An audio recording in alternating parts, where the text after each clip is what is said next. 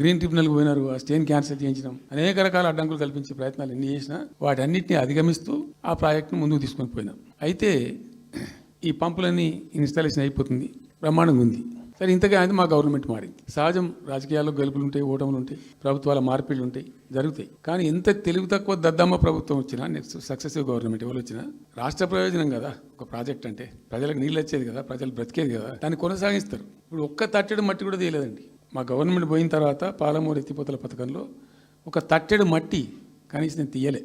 మరి దాన్ని ఎందుకు అబాండన్ చేసినరో, దాని వెనక ఏం ఉద్దేశం ఉందో, ఇంత నిష్క్రియాపరత్వం ఏంది, ఇంత దారుణమైంది. 2 నెట్ సంవత్సరాలు గడిచిపోయినాయి. ఇప్పుడు మేము గమనిస్తున్నాం. మధ్యలో ఏమైంది, కేంద్ర ప్రభుత్వంతో తమాషా బీజేపీ మొదటి నుంచి మాకు తెలంగాణకు శని అయింది. కేంద్ర ప్రభుత్వం ప్రతిదాన్ని వ్యతిరేకించడమే, ప్రతిదాని చంద్రబాబు ఎన్డీఏలో చేరడం, ఆయన మాటలు పట్టుకొని వ్యతిరేకించడం, అడ్డంగా ఇష్టం వచ్చిన పద్ధతిలో. మేము బాగా కొట్టాను. మేము ఉన్న రోజులు అనేకమైనటువంటి పోరాటాలు చేసి దాన్ని అప్పటికప్పుడు సాధించుకున్నాం. అనుమతులు కానీ ఇంకోటి కానీ మొత్తం 9-10 అవసరం పడతాయి. అందులో 6 అనుమతులు ఆల్రెడీ వచ్చేసినాయి. మెయిన్ ఎన్విరాన్మెంట్ అసెస్మెంట్ కమిటీది అదే మెయిన్ అసలు ప్రాజెక్టుకు లైఫ్ లైన్. దాని మొత్తం అనుమతులు వచ్చేసినాయి. దాని తర్వాత మిగిలిన అనుమతులన్నీ లాంఛనమే ఇచ్చేయాల్సిందే. అది ఇచ్చిందంటే అటువంటి అతి ముఖ్యమైనటువంటి అనుమతి కూడా తెచ్చినాం.